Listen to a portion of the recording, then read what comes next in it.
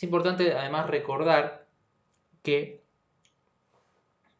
va a haber una diferencia sustancial que nos va a permitir identificarlo, ¿sí? De eso, insisto, probablemente en una clase próxima les explique más, ¿sí? Me detenga un poco en este aspecto que es ya relacionado directamente a la labor nuestra sobre el compresor.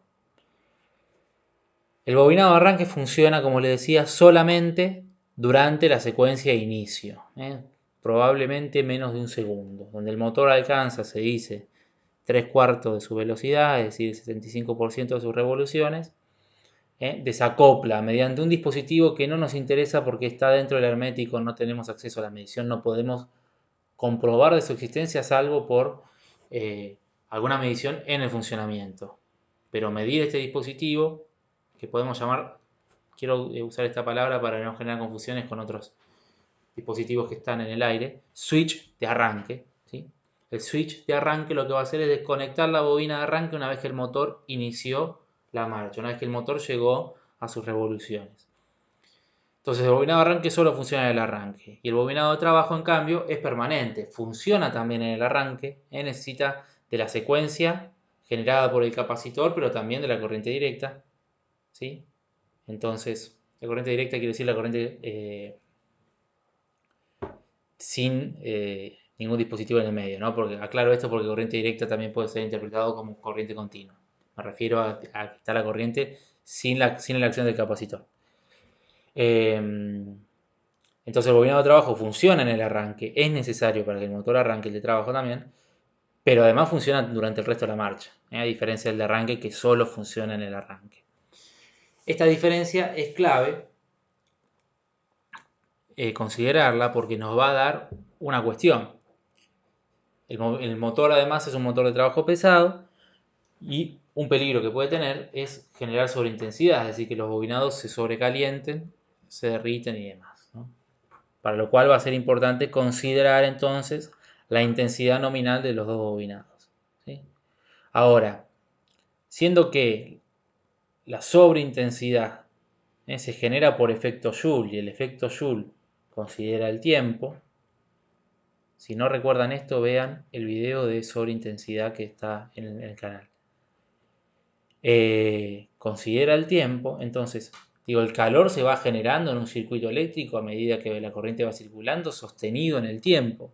En un segundo que funciona un dispositivo probablemente se calienta muy poco y entonces el desgaste es menor. Entonces, si consideramos acá la relación de funciones entre arranque y trabajo, el bobinado de arranque funciona muy poquito tiempo, el de trabajo sostenido en el tiempo. Por lo tanto, el que más se va a desgastar es el bobinado de trabajo. Por esta razón, el fabricante del motor utiliza para el bobinado de trabajo un filamento más grueso. Como el filamento es más grueso, la resistencia es menor. Y esta es la clave. Todo esto que acabo de decir es para llegar a esta conclusión. El bobinado de arranque tiene más resistencia porque utiliza un filamento más delgado que el bobinado de trabajo que está compuesto de un filamento más grueso. Entonces, si nosotros comparamos el valor de resistencia de arranque con el valor de resistencia de trabajo, podemos determinar cuál es la salida de arranque y cuál es la de trabajo. Quiero decir, midiendo resistencia con el tester. Ahora, si nosotros miramos acá, si yo mido entre común y arranque, voy a tener la medición de arranque. Si mido entre común y trabajo, la medición de trabajo.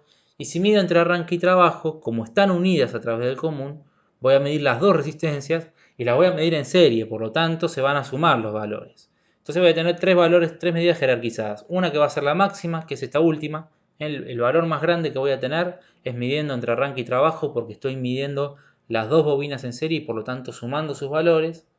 El que sigue va a ser el de arranque, es decir, midiendo entre común y arranque, porque es de las dos bobinas la que tiene mayor resistencia.